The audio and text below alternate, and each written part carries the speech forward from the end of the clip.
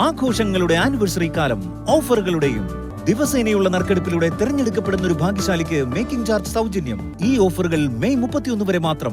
കവിത golden diamonds. ഭിന്നശേഷിക്കാരനായ 9 വയസ്സുകാരന് doctor ചികിത്സ നിഷേധിച്ചെന്ന് പരാതി.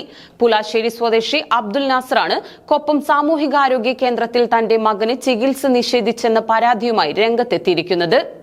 April 22-നാണ് Koppam Pulassery സ്വദേശി അബ്ദുൽ നാസർ തന്റെ ഭിന്നശേഷിക്കാരനായ മകനുമായി കൊപ്പം സാമൂഹികാരോഗ്യ കേന്ദ്രത്തിൽ പരിശോധനയ്ക്കെത്തിയത്.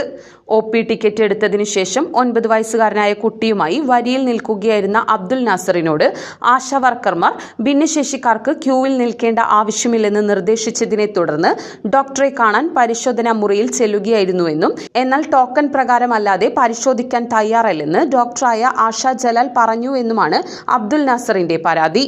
ഡോക്ടറുടെ വാക്കുകൾ തനിക്കും കുട്ടിക്കും മാനസിക വിഷമമുണ്ടാക്കിയെന്നും സംഭവത്തിൽ ഡോക്ടർക്കെതിരെ പോലീസിലും മെഡിക്കൽ ഓഫീസർക്കും പരാതി നൽകിയിട്ടുണ്ടെന്നും ഇത്തരമൊരു അനുഭവം മറ്റാർക്കും ഉണ്ടാവാനിടയാവരുതെന്നും അബ്ദുൽ നാസർ നില 24 ലൈവിനോട് പറഞ്ഞു.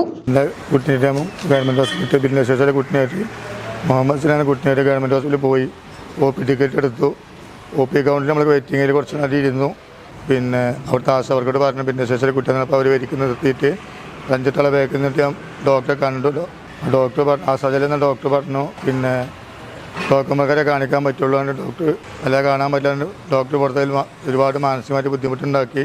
അതിനൊക്കെ നഷ്ടപരിഹാരം വേണം. അതുപോലെ പിന്നെ ഇവർ നാളത്തെ മെഡിക്കൽ ഓഫീസർ വരേണ്ട ആളുകളാണ്.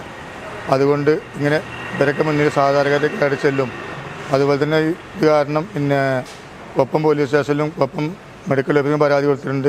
ഇനിയൊരു ഭിന്നശേഷിയിലെ കുട്ടികൾക്കും ഇങ്ങനൊരു ദുരനുഭവം ഉണ്ടായതിന് ഇതിനുള്ള നിയമ നടപടി സ്വീകരിക്കണമെന്ന് അപേക്ഷിക്കുന്നു.